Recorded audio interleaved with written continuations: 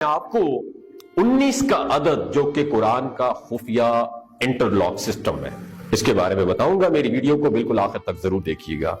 دوستو یہ جو 19 کا عدد ہے 19 جو ہے اس کی بدولت قرآن میں ایک الف کو بھی کم یا زیادہ نہیں کیا جا سکتا. آئیے کمپیوٹر کے کچھ ایسے کارناموں کو دیکھیں اور سوچیں کہ زمانہ تو کسی چیز کو ایجاد کر کے اپنا کارنامہ سمجھتا ہے مگر ان کا ایجاد کردہ کارنامہ خود خدا کی ملکیت اور اس کی بادشاہت کا ثبوت فراہم کرتا ہے. اسی طرح کمپیوٹر کی ایجاد نے بھی خدا کی کتاب کو صرف اس کی کتاب ہونے کی دلیل پیش کی ہے. مصر کے سائنٹسٹ ڈاکٹر ارشاد خلیفہ نے سال ہر سال محنت کی اور ریسرچ و تحقیق کی بنیاد پر الیکٹرانک آلات سے جو نتیجہ اخذ کیا ہے وہ بے انتہا حیرت انگیز ہے. اور انہوں نے قرآن کریم کی ہر سورہ کے ابجدی اعداد و شمار بھی فراہم کیے ہیں. انہوں نے سورتوں کے حروف، اعراب، آیات وغیرہ کی تعداد نوٹ کر کے لاکھوں کی تعداد میں ڈیٹا کمپیوٹر میں اس نے فیڈ کیا اور یہ عمل انہوں نے قرآن کریم کی کل 114 سورتوں پر امپلیمنٹ لاگو کیا. تو معلوم ہوا کہ قرآن مجید کے حروف اور سورتوں اور آیات میں گہرا کنیکشن اور سائنسی رشتہ بسم اللہ الرحمن الرحیم سے ہے. یعنی بسم اللہ الرحمن الرحیم میں کل 4 الفاظ ہیں: اسم اللہ، الرحمن، الرحیم. ان چاروں الفاظ کو پورے قرآن میں تحقیق کر کے کمپیوٹر میں فیڈ کر دیا اور یہ نتیجہ نکالا کہ لفظ اسم قرآن میں 19 بار آیا ہے، لفظ اللہ قرآن میں 2698 مرتبہ آیا ہے، الرحمن 57 بار آیا ہے اور الرحیم 114 بار آ رہا ہے. ان چاروں الفاظ کی پوری تعداد 19 کے ہندسے سے ڈیوائیڈ ہو جاتی ہے، تقسیم ہو جاتی ہے. پورے قرآن میں ان چاروں الفاظ کی تعداد کسی جگہ بھی کم و بیش کر دی جائے تو اس لفظ کی تعداد 19 سے پوری طرح تقسیم یا ڈیوائیڈ نہیں ہوگی. اور یہ پتہ چل جائے گا کہ کسی نے ان الفاظ کے ساتھ قرآن میں رد و بدل کر کے تحریف کرنے کی ناپاک کوشش کی ہے. یعنی یہ ہندسہ 19 قرآنی کمپیوٹری نظام میں ایک انٹرلاک سسٹم ہے جو قرآن کے ان الفاظ میں ان کی تعداد میں کسی بھی ہیرا پھیری کا پردہ فاش کر دے گا. کسی انسان کے وہم و گمان میں یہ بات نہیں ہوگی کہ ایک ایسی مشین ایجاد ہوگی جو ثبوت پیش کرے گی کہ قرآن جیسی کتاب کو مفوق الفطرت کے علاوہ کوئی تخلیق نہیں کر سکتا.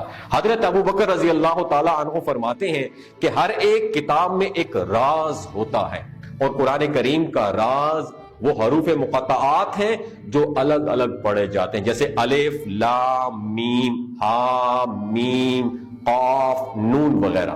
19 کا یہ ہندسہ جس کے بارے میں ہم بیان کر رہے ہیں یہ بذات خود قرآن حکیم کی لفظی ترکیبات کی اعجاز کا روشن ثبوت ہے.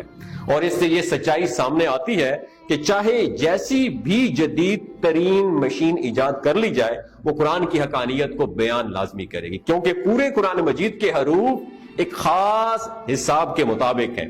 لاکھوں حروف میں سے صرف ایک کا فرق بھی اس کے حساب کو بالکل بگاڑ دیتا ہے. حساب کی اس حد تک درستی اس دور میں مسلم اور غیر مسلم دونوں کے لیے ایک طرف تو یہ ثبوت فراہم کرتی ہے کہ قرآن مجید 1450 سال گزر جانے کے باوجود بھی ہر قسم کی رد و بدل اور تحریک سے بالکل پاک ہے. اس ہندسے سے 19 کے بارے میں خود قرآن مجید میں ارشاد ہے کہ اس کے اوپر 19 ہے. کچھ علماء نے اس کا ٹرانسلیشن، اس کا ترجمہ یہ کیا ہے کہ اس پر 19 فرشتے مقرر ہیں. سورہ 74 آیت نمبر 30. مگر یہاں ہندسے 19 کی اہمیت کو اجاگر کرنا مقصود ہے. یہ بات بالکل واضح ہے ناظرین کہ قرآن کریم میں کل 114 سورہ ہیں جو ہندسے 19 سے پوری طرح ڈیوائیڈ تقسیم ہو جاتی ہیں. اللہ نے اس نقطے پر بھی قرآن کی حقانیت کو واضح کیا ہے کہ یہ 114 صورتوں میں سے سورہ توبہ کے شروع میں بسم اللہ الرحمن الرحیم نہیں ہے. گویا کہ 113 صورتوں کے شروع میں بسم اللہ ہے مگر یہ 113 صورتیں تو 19 کے ہندسے سے ڈیوائیڈ تقسیم نہیں ہوتا ہے. اس لیے ایک بسم اللہ کا اضافہ سورہ نمل چیپٹر نمبر 27 آیت نمبر 30 میں کر کے 19 سے تقسیم ہونے کے لائق بنا دیا. یعنی بسم اللہ کا جو عدد 113 تھا اسے 114 کر دیا تاکہ 19 کے ہندسے سے تقسیم ہو سکے۔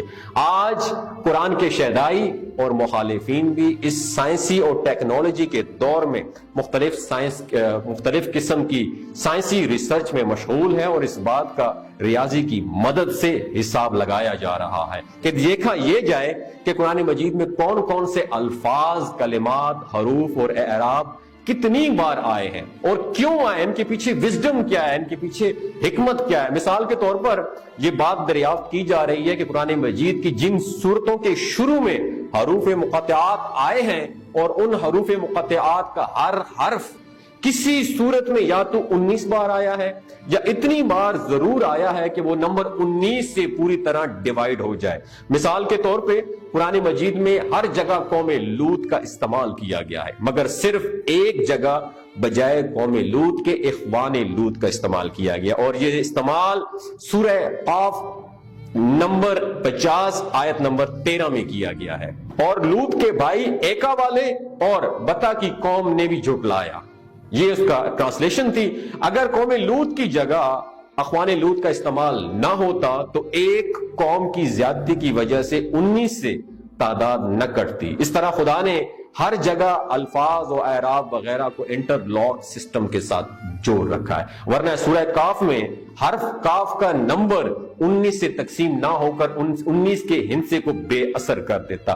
اب اگر ایک کاف بھی کوئی گھٹا کر پڑے گا تو خود آیات پکڑ میں آ جائیں گی۔ اگلی مثال سورہ نون کی ہے۔